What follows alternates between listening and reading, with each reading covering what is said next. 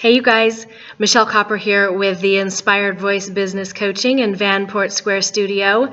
Welcome to day 9 of my 30 videos in 30 days challenge. Today I wanted to read a question from Sharon, who is asking a pretty insightful question about continuing to remember to breathe. So my continued challenge is breath and remembering to breathe when I'm presenting or participating in a group. It doesn't have to be a formal presentation.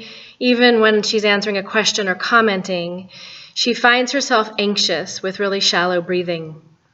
And she thinks this lessens or skews the impact that she can make in her work and also the intent of what she wants to communicate.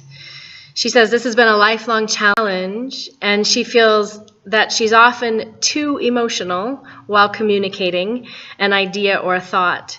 And she wants to discern the difference between true passion and a fearful, fear-based intensity in her communications, which is an amazing question and a very insightful process. So breathing is something I've already mentioned many times, and a lot of us are starting to become more aware of the impact of breathing. And I've also talked a lot about this practicing and becoming present in the moment via owning and teaching your body the way to do it. And that can be a practice that we do even in the moment of a heated conversation or collaboration at work or across the conference table, or the heightened environment of signing a new client or making a new presentation for a new client at work. And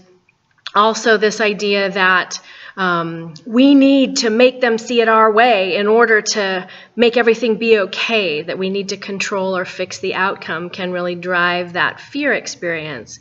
So breathing always is a good idea, and really practicing and becoming mindful so that whenever you feel a heightened experience, you might stop and take a breath. It can be a really powerful tool.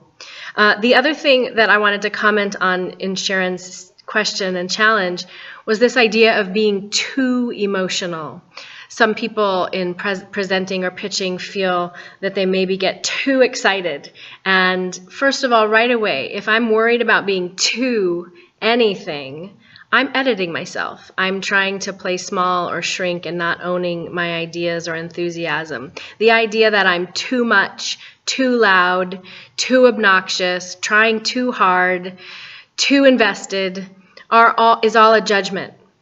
That's all different ways that I'm judging myself. And so I need to let go of that judgment and begin to build my ability to trust and have faith in my perspective and my wisdom and my insight and what I have to contribute, which also lessens the desire or this urgent need that we feel we need to communicate because we're worried about not being heard, or we're not getting through, or they're not hearing us.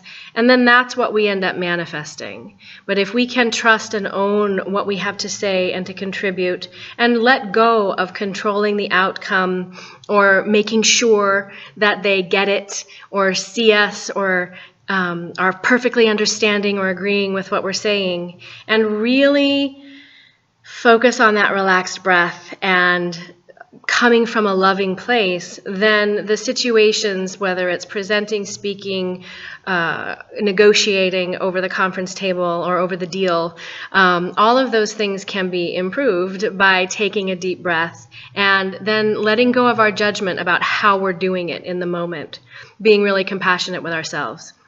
Great questions. The last thing she talks about is this idea of passion and enthusiasm versus fear. And that, again, gets to this desire to be heard, desire to help. We see so clearly what needs to happen. And that is when the fear or the need to control the outcome is being our primary directive. But when we come from this place of our passion, our excitement and enthusiasm, while we are allowing everyone to have their own passion and excitement and enthusiasm, we can remain more neutral and then our breath remains more available to us, and then we are in a position of power because we're surrendered. We are not dependent on any result. We are there to be of maximum service and once again to be fully who we are, owning what we know, and being in the experience of everything else. So thank you, Sharon, for another great question. Thanks for being here. I'd love to answer any questions you have or challenges you have with speaking up, being heard, being seen, being valued, and valuing yourself.